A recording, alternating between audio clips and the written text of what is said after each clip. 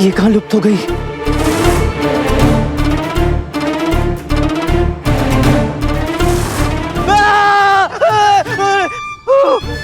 अपने अरे गुरुवर, आपने तो डरा ही दिया। देखा देखा, हमने सब देखा।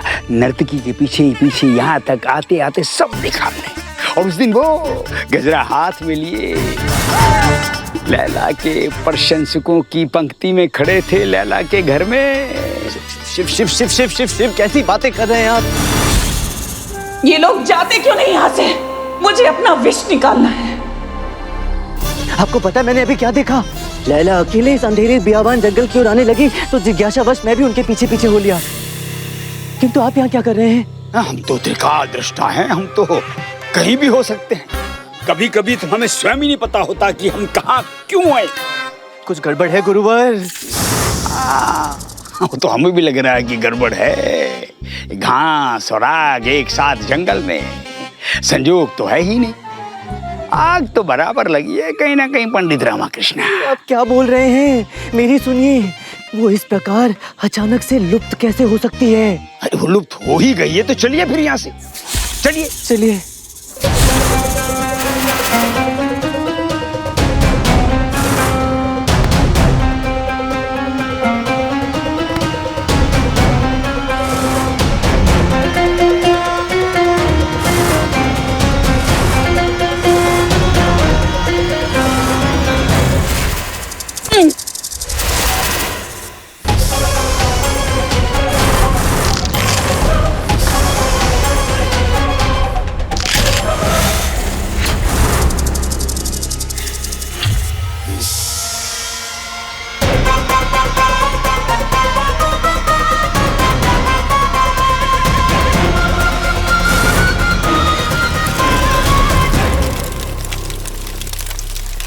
ऐसा अभिशाप है मेरी विषकन्या प्रजाति पर। हर रात ये जहर समुद्र के ज्वार की तरह मेरे अंदर उठता है।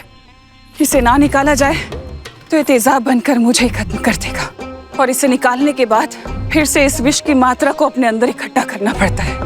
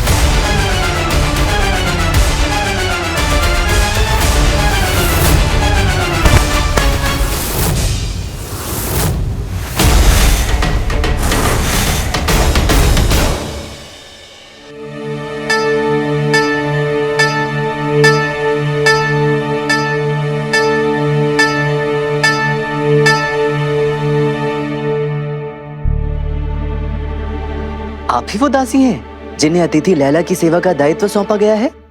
जी। फिर तो काफी समय व्यतीत करती होंगी आप उनके साथ। जी, उन्हें प्रातः जगाने से रात्रि के भोजन तक उनकी सारी आवश्यकताओं को पूर्ण करने का दायित्व हमारा ही है। कभी कुछ अलग, विचित्र, असाधारण सा अनुभव हुआ है उनके साथ? ऐसा कुछ जो असामान्य सा प्रतीत होता हो?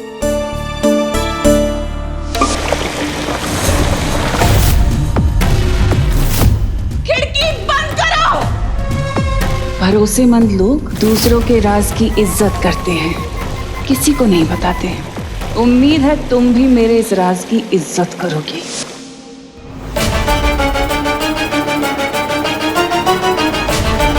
नहीं, कुछ भी ऐसा प्रतीत नहीं हुआ है कभी। कुछ भी असामान्य नहीं है, सब ठीक है। कुछ छुपा रही हैं आप?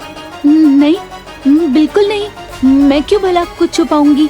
अच्छा ये बताइए, लैला महोदया हर रात्रि बाहर जाती हैं? जी। और फिर आने के पश्चात क्या करती हैं? वापस आकर वो गुलाब जल से स्नान करती हैं।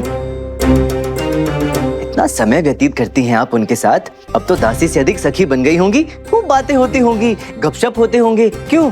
जी नहीं, अतिथि महोदया अब अधिक बात नहीं करती हैं। केवल उतना ही बोलती हैं जितनी आवश्यकता होती है।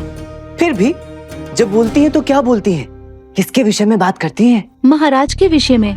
जब भी बात करती हैं, महाराज के विषय में ही पूछती हैं।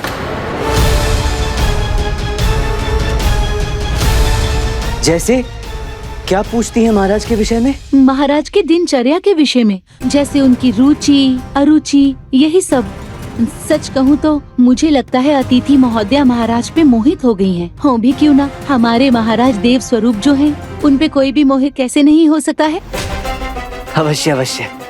अच्छा ध्यान रहे, हमारे बीच जो बातें हुई हैं इस विषय में किसी को पता ना चले। लैला महोदया को तो कदापि नहीं। धन्यवाद जी। सुनिए, क्या आज भी लैला महोदया के लिए स्नान का प्रबंध आपने किया है? जी हाँ। उचित है। बहुत बहुत धन्यवाद। आप जा सकती हैं।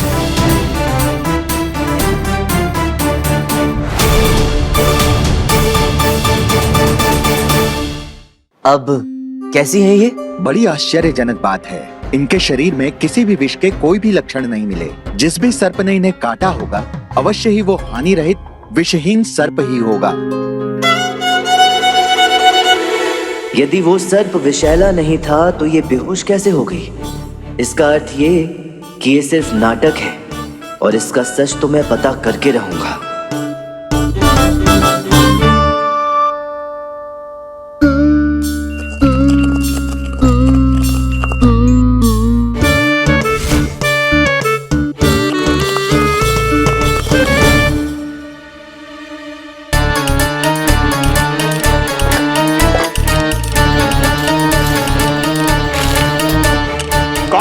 दुस्साहसी सर्प, किस सर्प की हिम्मत हुई हमारी लैला को डसने की? हमारी राज अतिथि लैला को डसने की। लाइए उस सर्प को हमारे गुरुजी के सामने। हमारे गुरुजी उसे काट कर तड़पा तड़पा के मार डालेंगे। हाँ, दासी वकम्मा, आप तो सबसे निकटतम दासी है ना लैला की। कैसे वो ये सब, कैसे सांप ने डस लिया हमारी प्राण प्रिय अतिथि राज अतिथि लैला को? पता नहीं गुरुवर, श्रीमान पंडित रामाकृष्ण ने स्वयं अपनी आंखों से देखा है ये सब। वही बता सकते हैं कि कैसे हुआ ये सब। आप क्या कर रहे हैं? ये कहाँ चले गए?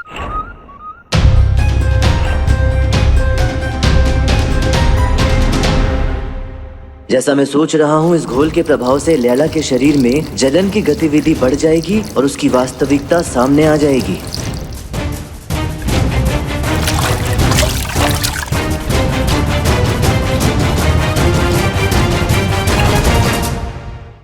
ये कहाँ लुप्त हो गए थे? अभी खड़े थे, अभी गायब। वो पूजा करने गया था मैं गुरुवर, लैला जी के लिए।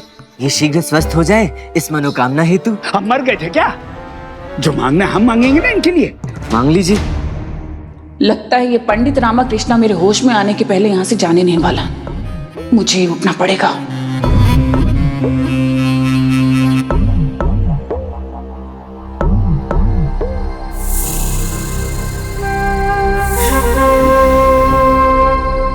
हम कहाँ हैं? हमारे पास। लैला जी आपको होश आ गया? देखिए चमत्कार। अभी हम वहाँ मंदिर में आपके लिए पूजा कर रहे थे, अभी आप ठीक हो गई। हमारा सर दबा दें? जी। वाह, क्या अभिनय का ज्वार भाटा है। जानता हूँ अब इनके बहाने शुरू होंगे। लैला महोदया, क्या मैं पूछ सकता हूँ कि आप इतनी रात्रि को वन में सर्प के साथ क्या कर रही थी? मैंने स्वयं उस सर्प को आपके हाथ में देखा था, वो भी आपके मुख के अत्यधिक निकट।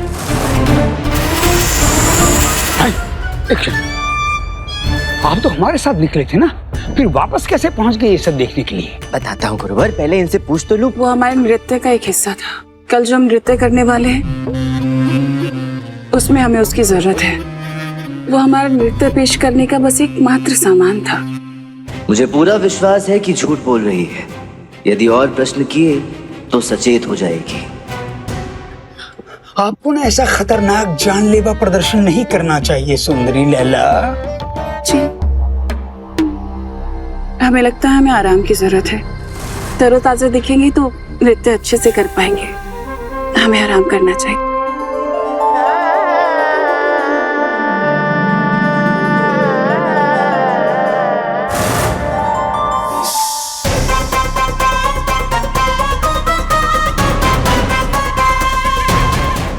उम्मीद है कल दरबार में जरूर मौजूद होंगे तुम पंडित रामा, और अपनी आंखों के सामने अपने महाराज को मरते हुए देखोगे।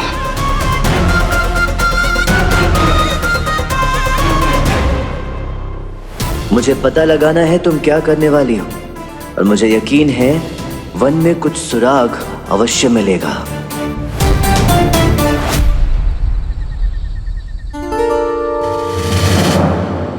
लैला के यूं अकेले वन में जाने के पीछे क्या तात्पर्य हो सकता है? फिर उसे सर्प ने भी काटा तो उसके विष का कोई प्रभाव लैला पर पड़ा ही नहीं। कक्ष से भी उठकर ऐसे चलती बनी जैसे कुछ हुआ ही ना हो। ये कैसे संभव है? उसकी नीली आंखें, उसके नीले नख फिर से सामान्य हो गए। ये क्या रहस्य है? क्या सच में लैला वो नहीं है जैसी वो दिखती है?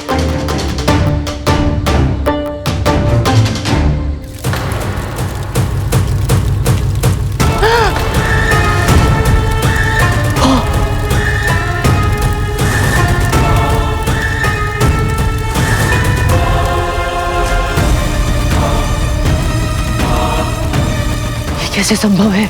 लैला के वन की ओर जाने से पूर्व तो ये वृक्ष स्वस्थ और हरा भरा ही था, अभी अचानक कैसे झुलस गया?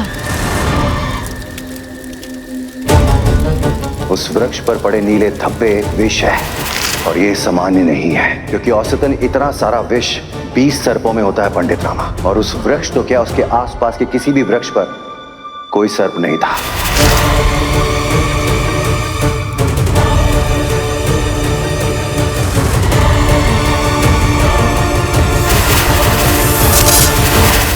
यहाँ लैला को सर्प ने काटा, मंत्रीवर को भी सर्प ने काटा। लैला को कुछ नहीं हुआ, मंत्रीवर मरणावस्था तक पहुंच गए। मंत्रीवर पर काटे गए सर्प का घाव बड़ा था, किंतु इतना बड़ा सर्प कैसे हो सकता है? किंतु मंत्रीवर की यह हालत भी तो विष के कारण ही हुई है ना? कैसे संभव है?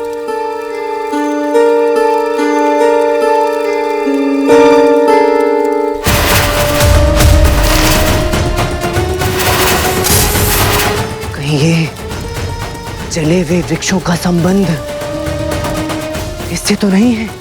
कहीं लैला विषकन्या तो नहीं है? हाँ।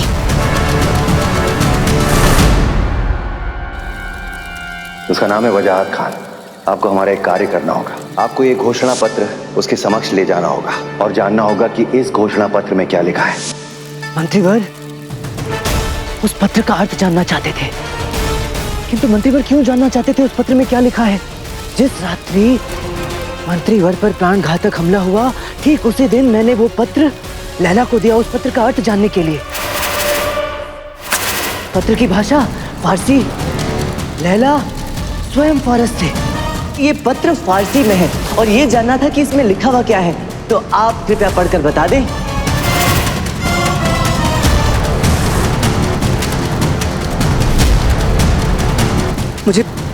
मुझे शीघ्र उस पत्र का अर्थ जानना होगा। वही है इस गुत्थी की कुंजी की चाबी। उठा लो, जिसकी चाहे शपथ उठवा लो। पूरा घर छान मारा पर पत्र कहीं नहीं मिल रहा। अम्मा, अगर रामा को पता चला तो वो तो प्रलय ले आएंगे। यहाँ कौन प्रलय मचाकर चला गया? ये सब क्या है? ऐसा क्यों लग रहा है जैसे यहाँ से 10 हाथियों का झुंड गुजरा हो? हैं? उठा लो। क्या क्या उठाऊं? वो आसन उठा लो, उठाकर बैठ जा, थोड़ा विश्राम करो, थके हारे आए हो। विश्राम गया भाड़ में। ये बताओ घर की ऐसी हालत क्यों बना रखी है? वो हम कुछ ढूंढ रहे थे। क्या ढूंढ रहे थे? वो होली आने वाली है ना, तो इसलिए घर की साफ सफाई कर रहे थे। कोने कोने से कुरेद कर कचरा बाहर निकाल रहे थे। किंतु सफाई तो दिवाली के पहले की जाती है, होली के तो बाद में की जाती है ना, रंग गुलाल खेलने के पश्चात। ये कौन सी सफाई चल रही थी यहाँ? होली से पहले सफाई नहीं कर सकते, ऐसा लिखा है क्या तेरे शास्त्रों में? हमारा घर, हमारा वन, हम जब चाहे सफाई करें। तुझे क्या? मुझे कुछ नहीं, जो मन में आए करो। चाहो तो पूरे नगर की सफाई कर दो, मुझे क्या। वो मंत्रीवर वाला पत्र लाओ, मुझे जाना है।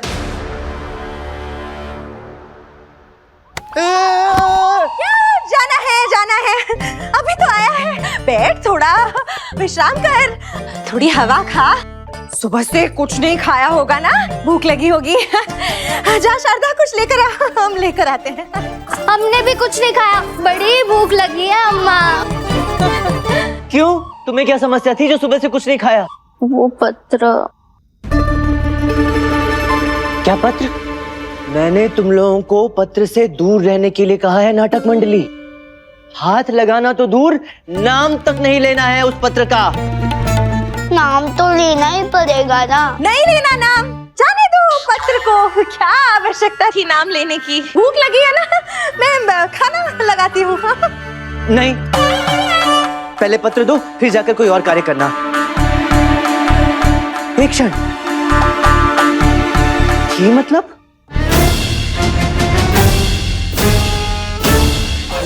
ओ शारदा महोदया, ये क्या है? यहाँ वहाँ क्या देख रही हो? मैंने कुछ पूछा है तुमसे, जवाब दो। और ऐसा बोलो कि थी, गलती से निकल गया तुम्हारे मुख से। है, ऐसा बोलो। पत्र है, जहाँ रखा था वहाँ सुरक्षित है, ऐसा बोलो। कि मुझे अपना रक्तचाप बढ़ाने की आवश्यकता नहीं है। अम्मा, कहो अपनी लाडली से ऐसा बोलेगी, क्योंकि यदि पत्र को कुछ हुआ ना तो मैं अखंड प्रतिज्ञा लेता हूँ, आजीवन बात नहीं करूंगा तुमसे।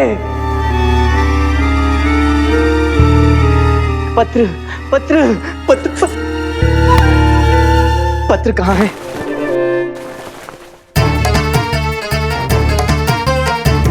पत्र कहाँ है? पत्र यहाँ नहीं है शारदा, पत्र कहाँ है? अरे पत्र वहाँ कैसे मिलता? पत्र तो उस दराज में रखा था।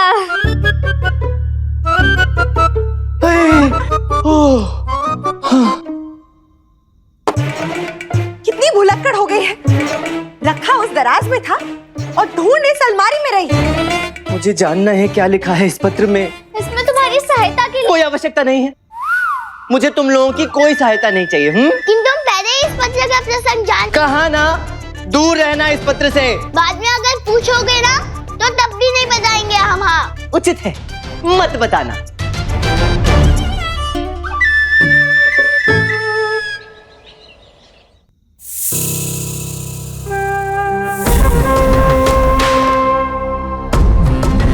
इससे पहले कि रामा मेरा राज फाश करे कृष्ण देव राय, मैं तुम्हें मौत की नींद सुला दूंगी। प्रणाम महाराज। आइए पंडित रामकृष्ण, होली के इस पावन पर्व की आपको बहुत बहुत शुभकामनाएं। आपसे कुछ बात करनी है महाराज।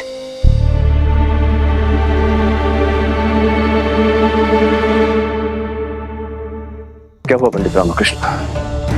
आप बड़े विचलित प्रतीत हो रहे हैं, सब ठीक तो है ना? महाराज, नर्तकी लैला के नृत्य प्रदर्शन के पश्चात आपके प्राणों को खतरा है।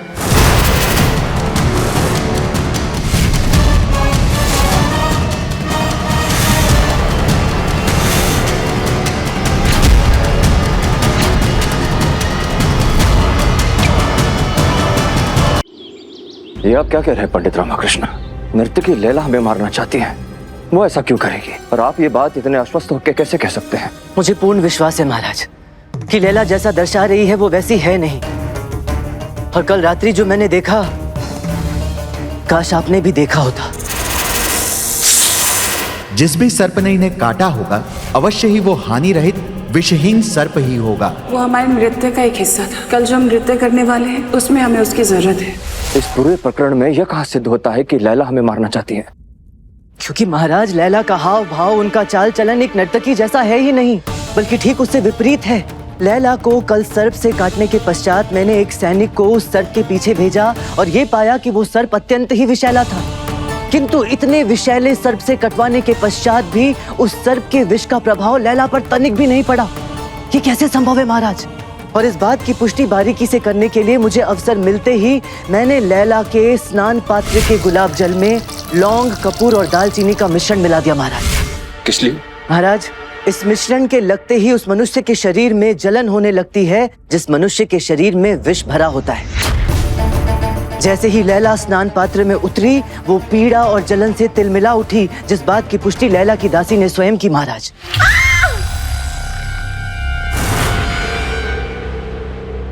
क्या हुआ?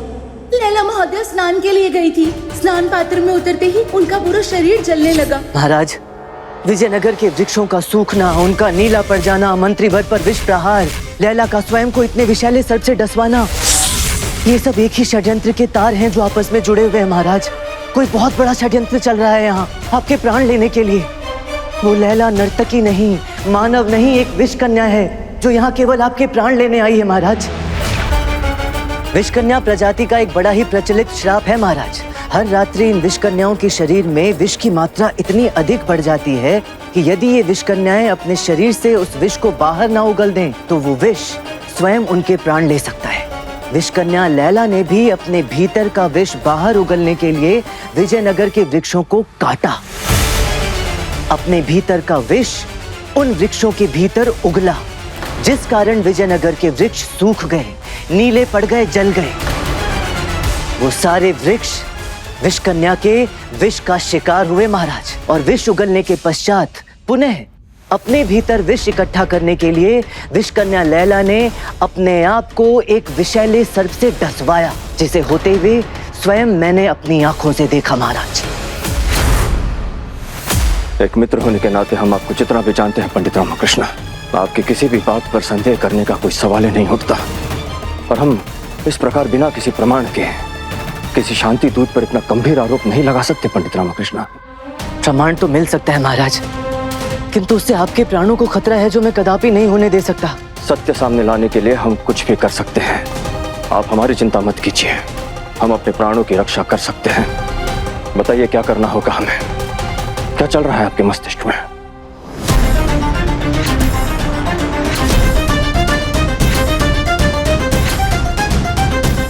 एक बार फिर से सोच लीजिए महाराज, इस कार्य में बड़ा जोखिम है। तो अब यदि सच और झूठ के भंवर से निकलने के लिए हमारे प्राण भी दांव पर लगे तो हमें कोई परवाह नहीं। आज की रंग पंचमी तुम्हारी जिंदगी की आखिरी रंग पंचमी होगी कृष्णदेव राय, क्योंकि तुम्हें आखिरी रंग मैं लगाऊंगी, मौत का रंग। और फिर तुम्हारी मौत का मातम पूरा विजयनगर मनाएगा। बस इतना अवश्य ध्यान रखिए पंडित रामकृष्ण, यदि ये बात झूठ निकली या इस योजना के विषय में किसी को पता चला तो परिस्थितियां कठिन हो सकती है, आपके लिए भी और हमारे लिए भी। जी महाराज।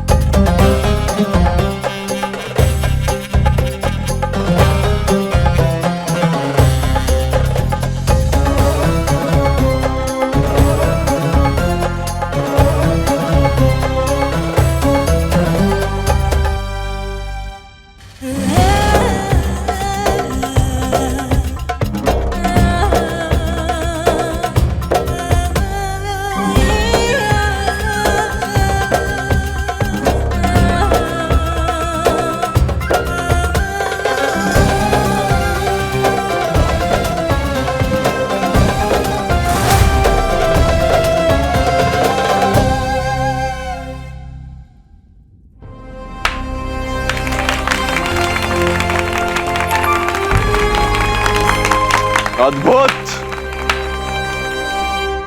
ऐसी उत्कृष्ट और अविस्मरणीय नृत्य प्रतिभा हमने पहले कभी नहीं देखी।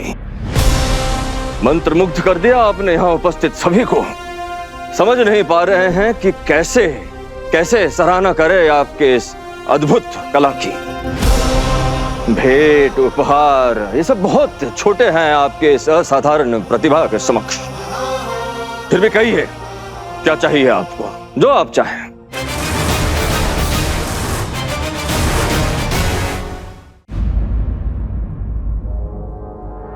योजना क्या है पंडित रामकृष्ण?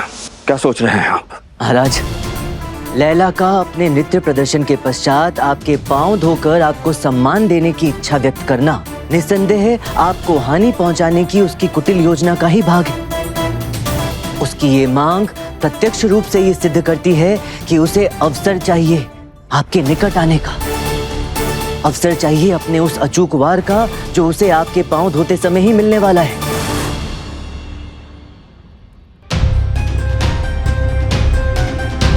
ये देखिए महाराज, लैला की कुटिल योजना को निष्फल करने के लिए मैंने आपके लिए प्रतिरोधक शस्त्र तैयार करवाया है। ये प्राकृतिक पौधे रेजिन और गोंद से बना हुआ है।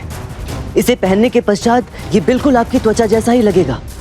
पहली दृष्टि में कोई भांप भी नहीं सकता कि आपने कुछ पहना भी है या नहीं। महाराज, लैला के विषैले नखों से ये आपकी सुरक्षा करेगा, और यदि लैला अपने विषैले दंत इन पर चुभाएगी या गड़ाएगी तो उन दांतों के चिन्ह भी इन पर बन जाएंगे। बस आपसे विनती है महाराज, उस समय जाने से पूर्व इसे अवश्य पहनिएगा। यही है आपका सुरक्षा कवच और मेरा संतोष भी कि आप सुरक्षित रहेंगे।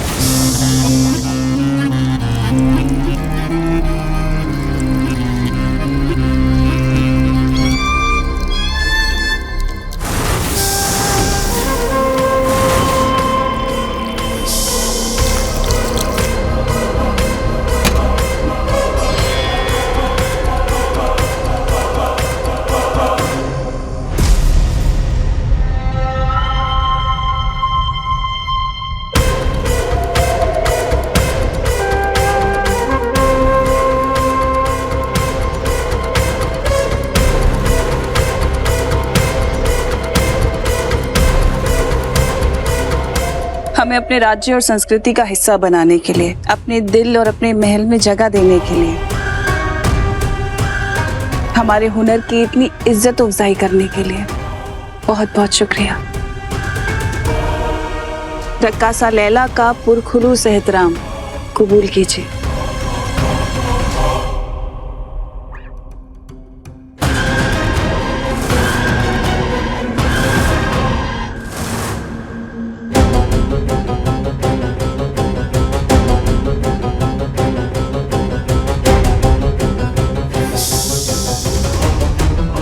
असंभव, ये कैसे हो सकता है? मेरे हिसाब से तो इसे महाराज पर हमला करना चाहिए।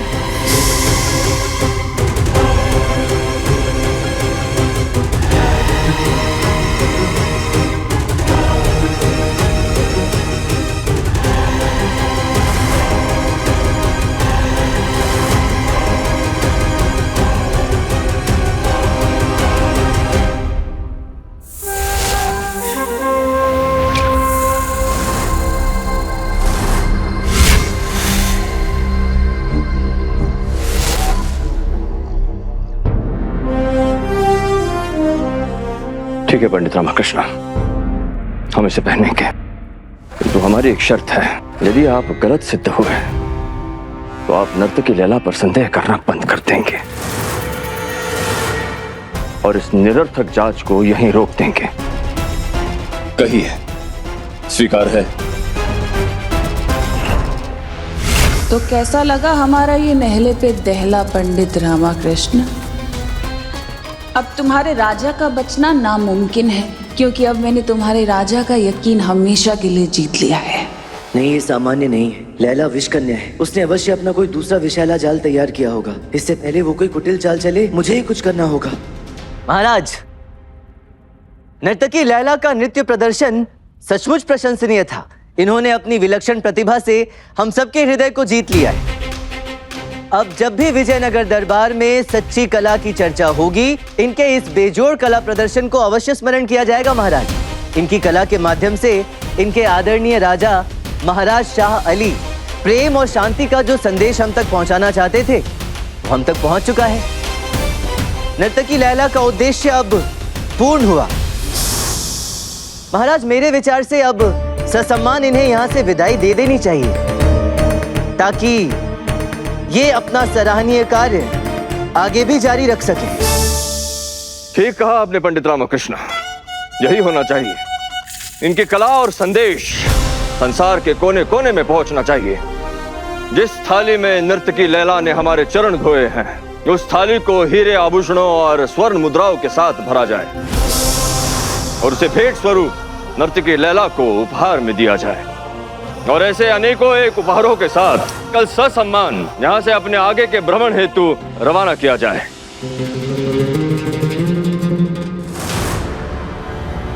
ये क्या बकवास है? इसे मारे बिना मैं यहाँ से कैसे जा सकती हूँ? नहीं नहीं, ये नहीं होना चाहिए। चलो पलाटनी। इनके कहने का मतलब है कि बला की कोमल कली है हमारी राजकीय अतिथि लैला। क्षमा चाहते हैं महाराज, जितनी अपेक्षा हमें नर्तकी लैला के नृत्य से थी, कुछ विशेष आनंद नहीं आया इनके नृत्य प्रदर्शन में महाराज। ना कोई ताल थी, ना कोई सुर था, कुछ भी नहीं था। हमें तो यही समझ में नहीं आ रहा कि क्या सोचकर इनके बादशाह शाह अली ने इनकी प्रशंसा में इतना लंबा चौड़ा घोषणा पत्र लिखकर भेज दिया। हम तो कहेंगे महाराज, ऐसे कलाकार को इतना धन, इतने उपहार देकर भेजने की क्या आवश्यकता है? गेहूं की एक पोटली दीजिए, 2-4 मोहर दीजिए, हो गया। उससे अधिक की तो ये पात्र भी नहीं है। क्षमा मांगते हैं कि बिना जांचे परखे कि किस दर्जे की नृत्यांगना ये है, हम इन्हें आपके सम्मुख ले आए। एक क्षण गुरुवर, आपने अभी कहा घोषणा पत्र। हाँ, कहा तो। किस घोषणा पत्र की बात कर रहे हैं आप? वही जो ये अपने साथ लेकर आई महल में, जो इनके बादशाह शाह अली ने फारसी में शाही ऐलान दिया। इनके राजा ने लिखा था कि ये उनका शांति और प्रेम का संदेश लेकर विश्व भ्रमण पर निकली। अब बताइए, विश्व भ्रमण पर निकली, भटकते भटकते विजयनगर पहुंच गई। और महाराज, हमने स्वयं अपनी आंखों से देखा वो घोषणा पत्र ये महामंत्री तिमारासु को दे रही थी।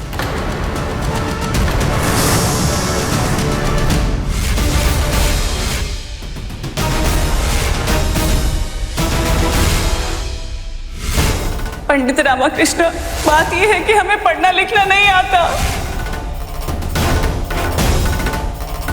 ये कैसा नृत्य था महाराज? इससे अच्छा नृत्य तो हमारे महल की दासियां कर लें, हम कर लें।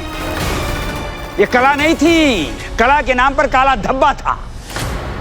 ये तो है गुरुवर, सुर ताल की समझ तो हमें भी है। 2.5 ताल पर 3 ताल की कदम ताल, बेसुरा तो समझ में आता है, लेकिन कान सुरा कैसे समझ में आए? वही तो, नृत्य हो या व्यंजन, दोनों में एक स्वरबद्धता तो होनी चाहिए ना। और इनके नृत्य व्यंजन तो हमें बिल्कुल बेस्वाद लगा, जैसे धीमी आंच पे भुने हुए बैंगन का भरता।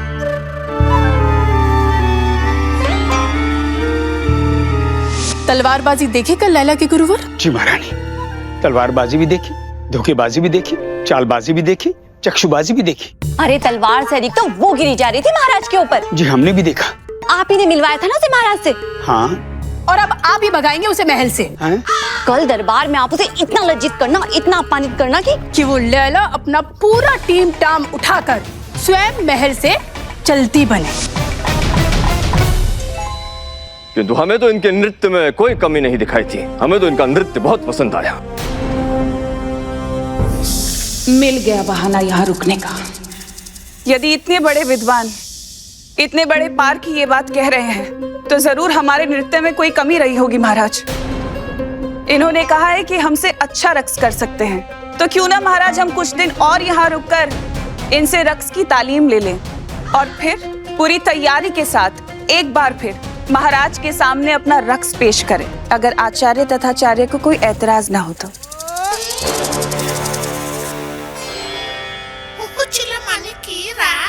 हमें क्या समस्या हो सकती? हमें कोई समस्या नहीं, सिखा देंगे। जो जो कहोगी वो सिखा देंगे। महाराज यदि ये कहें तो आज से अभी से हम इनकी शिक्षा आरंभ किए देते हैं। शुक्र है इस तथाचार्य के बहाने यहाँ कुछ दिन और रुकने का बहाना मिल गया। अब फिर से इस तथाचार्य के सहारे ही कृष्ण देवराय को खत्म करूंगी।